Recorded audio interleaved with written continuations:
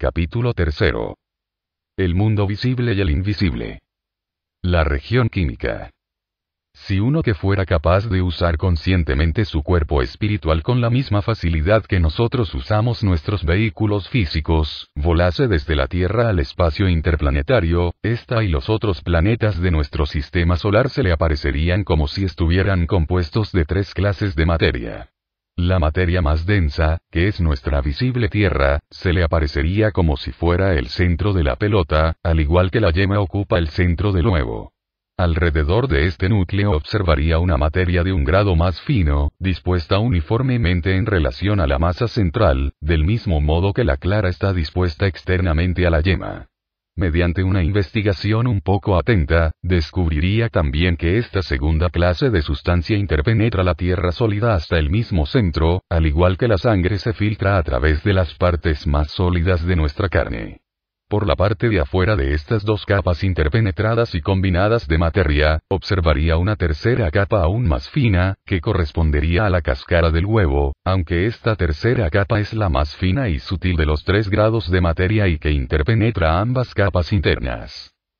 Como acabamos de decir, la masa central, vista espiritualmente, es nuestro mundo visible, compuesto de sólidos, líquidos y gases.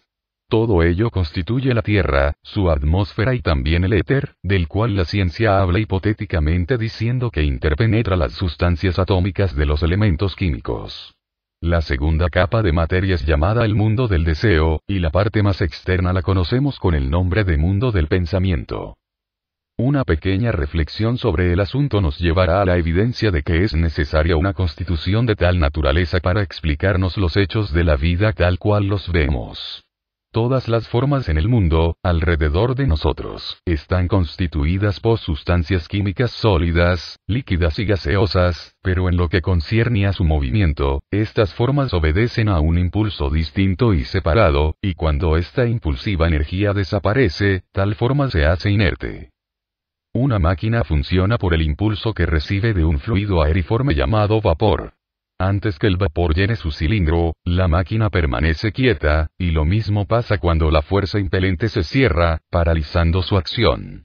La dinamo gira bajo la influencia aún más sutil de una corriente eléctrica que puede también hacer funcionar un aparato telegráfico o hacer sonar un timbre eléctrico. Pero la dinamo cesa en su veloz giro y el sonido persistente de un timbre se apaga cuando el paso de la corriente eléctrica se interrumpe.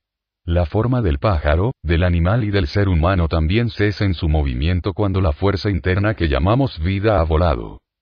Todas las fuerzas están impelidas al movimiento por el deseo. El pájaro y el animal recorren la tierra y el aire en su afán de asegurarse el alimento y la guarida, o con el propósito de procrearse. El hombre se mueve también por deseos semejantes, pero tiene en adición otros incentivos más altos para moverse y esforzarse, y entre ellos está el de una acción rápida que lo ha inducido a construir la máquina de vapor y otros inventos que se mueven obedeciendo sus directivas. Si no hubiera hierro en las montañas, el hombre no podría construir máquinas.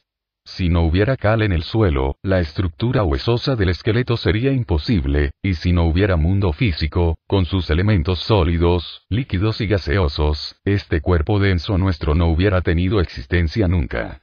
Razonando bajo líneas semejantes, debe resultar evidente que si no hubiera mundo del deseo compuesto de materia mental, no tendríamos medio de formar sentimientos, emociones y deseos. Nosotros percibimos con nuestros ojos físicos un planeta compuesto de tales materiales, pero si no hubiera ninguna otra sustancia, en él podría vivir el reino vegetal que crece inconscientemente, pero que no tiene deseos que lo obliguen a moverse. Sin embargo, los reinos humano y animal serían cosas imposibles. Además, en el mundo hay un número infinito de cosas, desde la más simple y más cruda a los inventos más complejos y asombrosos, que se deben a la mano y la inteligencia del hombre. Todo ello revela el pensamiento y la ingeniosidad de éste. El pensamiento también debe tener su origen como la forma y el sentimiento. Hemos visto que era necesario tener el material adecuado para construir una máquina de vapor o bien un cuerpo, y razonando sobre la base de este principio convendremos en que con objeto de obtener el material para expresar deseo, debe haber un mundo también compuesto de materia de deseos. Llevando nuestro argumento a una conclusión lógica, sostenemos también que a menos que un mundo del pensamiento facilite un depósito de materia mental del cual podamos tomarla, sería imposible para nosotros el pensar e intentar las cosas que vemos aún en la forma de civilización más primitiva.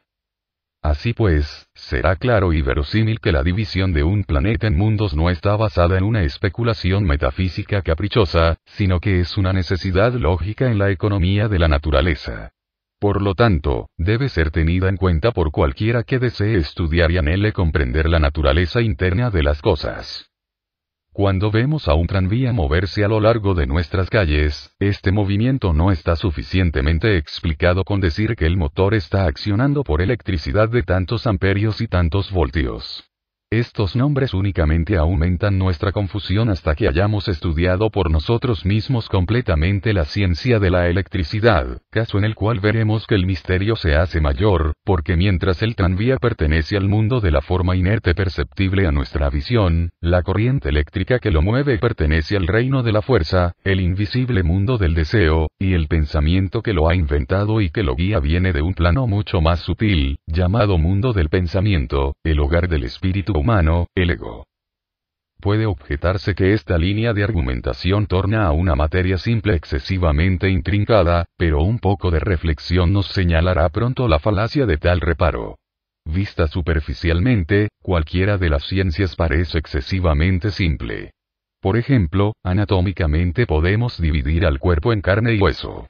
Químicamente, es dable hacer la simple división de sólidos, líquidos y gaseosos, pero para dominar la ciencia de la anatomía es necesario emplear muchos años de aplicación y llegar a conocer hasta los nervios más pequeños, los ligamentos que forman las articulaciones entre diversas partes del esqueleto, las diversas clases de tejidos y su disposición en nuestro sistema, donde forman huesos, músculos, glándulas, etc., cuyo conjunto conocemos como cuerpo humano.